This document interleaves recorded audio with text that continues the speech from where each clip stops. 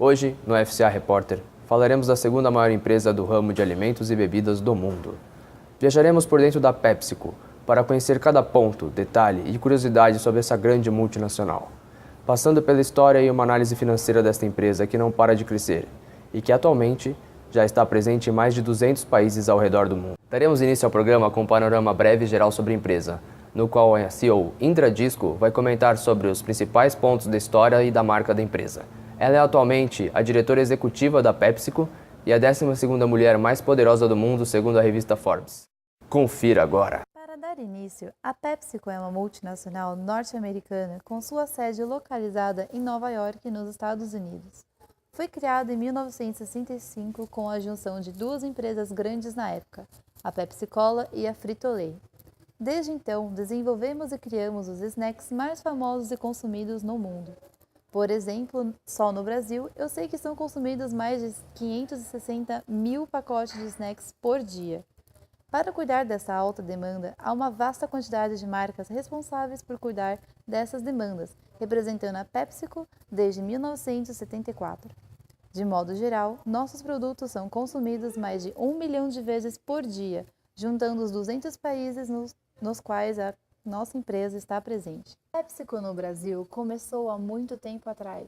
Durante todos esses anos, dando início em 1953 com o lançamento da Pepsi-Cola no Brasil e instalação da primeira indústria, crescemos muito pelos seguintes 60 anos.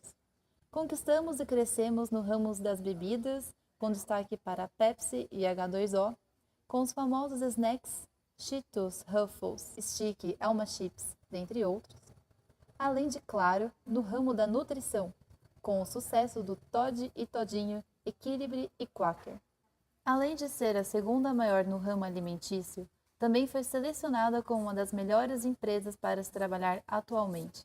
As atitudes que nós mais prezamos são respeito ao atendimento ao cliente, valorização do funcionário e, principalmente, estabelecer cada vez mais uma ação sustentável com o meio ambiente. Esta última nós levamos seriamente para além dos portões da fábrica, tentando implementar tanto no dia a dia dos trabalhadores, quanto no cotidiano de suas vidas. Acredito, de modo geral, que era isso que eu tinha para falar sobre a PepsiCo. Espero que tenham gostado e aprendido um pouco sobre a nossa empresa. Muito obrigado, Indra Disco. Voltaremos em instantes com mais uma reportagem sobre essa multinacional. Fiquem agora com nossos comerciais. Meu irmão, fala sério. Sério? Não, mané, não é fala sério de fala sério. Fala sério, essa Pepsi Twist é o tipo da parada que fala sério. Cala a boca. Ih, o cara! Estressadão, ué.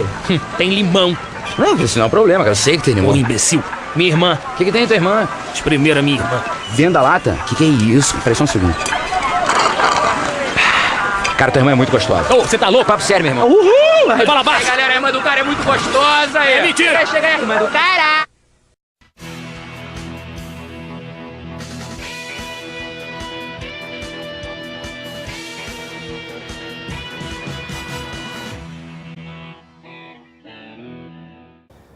Continuando o FCA Repórter de hoje, vamos inaugurar um quadro do programa o qual ganhou a votação no nosso site semana passada, Análise Financeira Empresarial. Para compor essa primeira edição, recorreremos ao representante expert da PepsiCo para que pudesse nos ajudar a entender como calcular e, principalmente, analisar os resultados financeiros obtidos nessa análise. Confira a seguir. Agora vamos dar início às análises financeiras da nossa empresa. A análise financeira será dividida em duas partes, uma análise a curto prazo e uma análise a longo prazo. Todos os índices utilizados para analisar essa empresa, eles são derivados das informações que encontramos no DRE e no balanço patrimonial da empresa. Esses são públicos de acesso para qualquer investidor ou algo do tipo. Um dos demonstrativos financeiros que utilizaremos para calcular os índices é o DRE, Demonstração de Resultado em Exercício. O que tem de importante no DRE? O DRE possui toda a receita da empresa relacionada às suas operações principais, possui o custo de produtos que são vendidos, as despesas administrativas ou despesas relacionadas. Após isso, é possível calcular o saldo da empresa, saldo antes do imposto, após o imposto, e também despesas e lucros financeiros, que são relacionados a investimento e juros. Outro demonstrativo financeiro que vamos usar para calcular esses índices é o balanço patrimonial. O que tem no balanço patrimonial? O balanço patrimonial tem tudo que a empresa possui. Ele é dividido em subcategorias: ativo, circulante ou não circulante, passivo, circulante, não circulante e patrimônio líquido. Quais são essas subcategorias? O ativo, que é tudo que a empresa possui, o passivo, que são todas as obrigações da empresa, e o patrimônio líquido, que é tudo que é investido nela, todo o lucro retido da empresa e coisas do tipo. É importante analisar que o ativo e o passivo são divididos em duas subcategorias também, circulante e não circulante. Circulantes são obrigações ou dinheiro com alta liquidez, que é o que está disponível rapidamente para a empresa, e o não circulante são bens ou obrigações de longo prazo, baixa liquidez. Vamos dar início à nossa análise financeira de curto prazo da empresa. Os dois primeiros índices importantes para analisar financeiramente essa empresa a curto prazo é o ciclo operacional e o ciclo financeiro, mas eles são compostos, calculados em cima de alguns prazos, que são outros índices: prazo médio de estoque, prazo médio de recebimento e prazo médio de pagamento. Primeiro vamos analisar esses três, antes de calcular os ciclos. O prazo médio de estoque é simplesmente o prazo desde que o produto chegou na empresa até quando ele é vendido. É o prazo que ele fica parado no estoque. O prazo médio de recebimento é o prazo que aquele produto é vendido, saiu do estoque, até você receber o dinheiro do seu consumidor. O prazo médio de pagamento é desde que você encomendou o produto, recebeu, até quando você vai pagar esse produto recebido pelo seu fornecedor. O primeiro ciclo a ser analisado é o ciclo operacional, ou seja, é o tempo que a empresa demorou para realizar a sua operação principal. Basicamente é o tempo de estoque, desde que o produto chegou até que ele saiu da empresa. O outro ciclo é o ciclo financeiro. O que consiste o ciclo financeiro? O ciclo financeiro basicamente é o prazo médio de recebimento menos o prazo médio de estoque, ou seja, é quanto tempo a empresa vai demorar para receber aquilo que foi vendido. Analisando os 4 últimos anos da empresa, desde 2013 até 2016, é possível ver que em 2013, por exemplo, o seu ciclo financeiro era de 26 dias, ou seja, a empresa demorava quase um mês para receber o dinheiro do produto vendido desde a sua venda. Junto com o ciclo financeiro, temos o índice de giro de caixa, ou seja, quantas vezes a empresa vai girar o seu caixa relacionado à sua operação principal durante o ano. Como em 2013 ele tinha um ciclo financeiro de aproximadamente um mês, ele vai ter um giro de caixa aproximado de 12, ou seja, a empresa vai girar 12 vezes o seu caixa até o fim do ano. Em 2014, seu ciclo financeiro abaixou para 12,7, aproximadamente metade de um mês, e o seu giro de caixa aumentou para quase um mês, 28,7 dias. Em 2015, foi atípico relacionado aos 2 últimos anos. O ciclo financeiro abaixou para 0,3, ou seja, em 1/3 de um dia era o período essencial para girar o seu caixa, para ter um ciclo financeiro concluído. Em um ano, essa empresa teve um giro de caixa de quase 1.200, ou seja, girou seu caixa 1.200 vezes, 1.200 operações concluídas até o fim do ano. Em 2016, foi um ano extremamente atípico. Neste ano, o ciclo financeiro foi negativo, e não foi pouco não, foi menos 110 o seu ciclo financeiro. O que isso quer dizer? O ciclo financeiro negativo é o período em que a empresa tem que bancar o faturamento de matéria-prima sem subsídio de seus fornecedores, necessitando assim do seu próprio capital de giro, pois não há liquidez suficiente para pagar essas dívidas. Outro indicador financeiro importantíssimo para analisar a saúde financeira da empresa é o CGL. O que é o CGL? Capital de giro líquido. O capital de giro líquido é a folga financeira da empresa. Ele é calculado utilizando o ativo circulante e o passivo circulante. O ativo circulante menos o passivo circulante. O que quer dizer? É quanto a empresa tem de capacidade para pagar as suas obrigações. Analisando os últimos 4 anos da PepsiCo, vemos que os números não variam muito. Os 4 últimos anos foram bem constantes. Os 4 anos, o capital de giro líquido da PepsiCo ficaram em torno de 52,3, 52,4 bilhões no ano. Ou seja, eles têm um capital de giro muito alto, muita capacidade de pagamento do seu passivo. Temos 3 opções para o CGL: maior que 0, igual a 0 ou menor que 0. Quando esse índice é menor que 0, quer dizer que o risco da empresa está muito alto, ou seja, seu passivo circulante é maior que o ativo circulante, então ele tem mais obrigações do que capacidade de pagamento. O ideal é que seja o mais próximo de 0 possível. Então, por que não ser o mais positivo possível? Porque quanto mais positivo possível, quer dizer que tem uma folga muito grande no ativo circulante, ou seja, tem muito dinheiro que poderia estar sendo investido e não está. Outro índice importante é a necessidade de investimento em capital de giro, mais conhecido como NIG. Esse índice ele fala o quanto é necessário para a empresa colocar no seu ativo circulante e financiar todas as suas operações. Analisando esses dois índices, o CGL e o NIG, paralelamente, podemos chegar ao saldo de tesouraria. O que é o saldo de tesouraria? É o capital de giro menos a necessidade de investimento. É possível ver através desse gráfico que o saldo tem sido muito positivo durante os anos aí na PepsiCo. O primeiro ano foram 60 bilhões, menos aproximadamente 4 bilhões.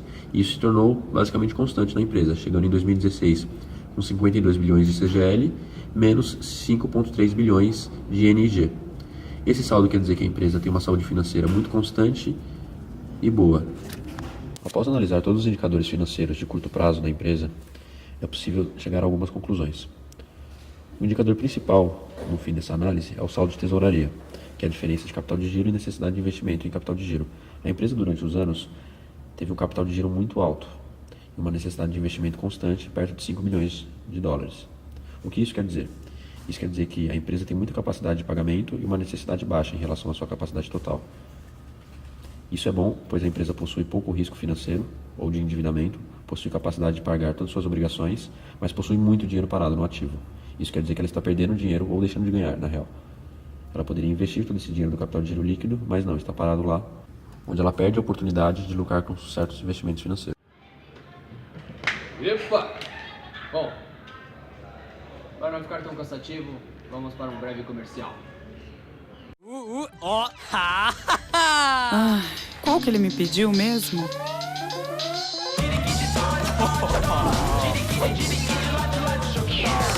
Tô no controle, iniciando o processo de deixar o Todd. Calma, calma. Vai. Posso soltar? Aê, vaca! Ah, é, Todd. É Todd. Ou nada.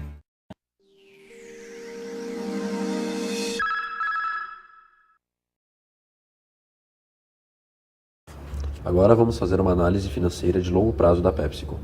A análise financeira a longo prazo pode ser dividida em dois tópicos, investimento e financiamento. Os indicadores no tópico de investimento mostram para os acionistas ou futuros investidores se aquela empresa está sendo atrativa financeiramente, se ela está sendo rentável, quanto que ela está tendo de lucro, quanto esse lucro está sendo disponível para os investidores e outras coisas relacionadas. Vamos analisar os fluxos de caixa relacionados ao investimento. O primeiro é o FCO, fluxo de caixa operacional. O que quer dizer o FCO? Praticamente é o lucro da empresa, se está tendo lucro ou não. É tudo que entra na empresa menos o que sai. Vendo os últimos 4 anos da empresa, da PepsiCo, vemos que o fluxo de caixa operacional deles está bem estável e alto, ou seja, próximo de 7 bilhões em 2013, 6,6 bilhões em 2014, diminuiu um pouco em 2015, 5,5 bilhões, e em 2016 voltaram a subir, quase 1 bilhão, chegando próximo aos 6,5 bilhões. O próximo fluxo de caixa analisado é o Free Cash Flow to Firm. O que é? É o fluxo de caixa livre, ou seja, é tudo que sobra para os sócios acionistas e para os investidores, tudo que sobra no patrimônio líquido da empresa. O FCFF, Free Cash Flow to Firm, o que consta nele? O FCO, que é o fluxo de caixa operacional, praticamente é o lucro da empresa, menos o NG, a necessidade de investimento, tudo que eles vão precisar para continuar suas operações, menos o CAPEX. O CAPEX é todo investimento em estrutura da empresa, ou seja, é o imobilizado que está lá no balanço patrimonial. Vemos que durante os últimos 4 anos, de 2013 a 2016, o FCL, fluxo de caixa livre, está muito abaixo do zero na PepsiCo. O primeiro ano, menos 34 bilhões, o segundo ano, menos 32 bilhões, o terceiro ano, menos 35 e o quarto ano, em 2016, menos 35 bilhões. O que isso quer dizer? Não está tendo lucro para os acionistas, sócios majoritários e todos aqueles que investem na empresa. Eles estão com muito dinheiro investido, todo o lucro retido é direcionado para o ativo circulante para reinvestir na empresa. Eles não estão retendo lucro no patrimônio líquido para distribuir na forma de lucro para aqueles que trabalham ou na forma de dividendos para aqueles que investem na empresa. Os próximos indicadores a serem analisados são 3 indicadores muito importantes na área de investimento. Eles normalmente falam para os acionistas ou futuros investidores qual está sendo a rentabilidade da empresa, se ela está dando lucro, quanto ela está dando de lucro e etc. O primeiro deles é o ROE, retorno sobre o patrimônio líquido. Em que consiste o ROE? O ROE é praticamente o quanto de lucro está tendo cada valor agregado da própria empresa, ou seja, o quanto que o valor próprio da empresa, de capital próprio, está gerando de retorno anualmente. Em 2013, tivemos o ROE de próximo a 20%. Em 2014, próximo a 40%, em 2015, 45%, em 2016, 57%, quase 60% de ROE. O que isso indica? Indica que cada ano o ROE vem lucrando mais, ou seja, a empresa está rendendo mais e mais do seu próprio capital, sem a necessidade de capital de terceiros. O segundo indicador é o ROI, retorno sobre investimento. O retorno sobre investimento é parecido com o ROE. A única diferença é que ele vai contar com o capital próprio da empresa mais o capital investido nela, o capital de terceiros. E nos 4 anos analisados, eles têm sido bem constantes, 10% aproximadamente. Isso quer dizer que eles não estão sendo muito atrativos para investidores. Os investidores vão receber cerca de 10% do valor investido. O ROA, retorno sobre o ativo, segue a mesma linha. O primeiro ano ele rendeu quase 10%, 0,08%. O segundo ano, 0,09%, 2014, quase 10%. O terceiro ano, 2015, abaixou para 7%. E 2016 chegou a subir para 8% novamente. Ou seja, uma empresa se mostrando constante no seu retorno e seus métodos de investimento. Esse retorno sobre o ativo mostra o retorno dado em relação ao ativo total que a empresa possui. Tudo que ela tem, tirando suas obrigações, tudo que ela tem para si. Obrigado, Vitor Gaio. A seguir, não percam as nossas conclusões finais, após um breve comercial. Mr. Crispy's in the house, baby. Come closer, muchacha. Yeah. ¿Te gusta el crispy? Come closer, muchacha. Mami, you like it? Dá uma Ruffles aí. É mais divertido com Ruffles. Ruffles, a batata da onda.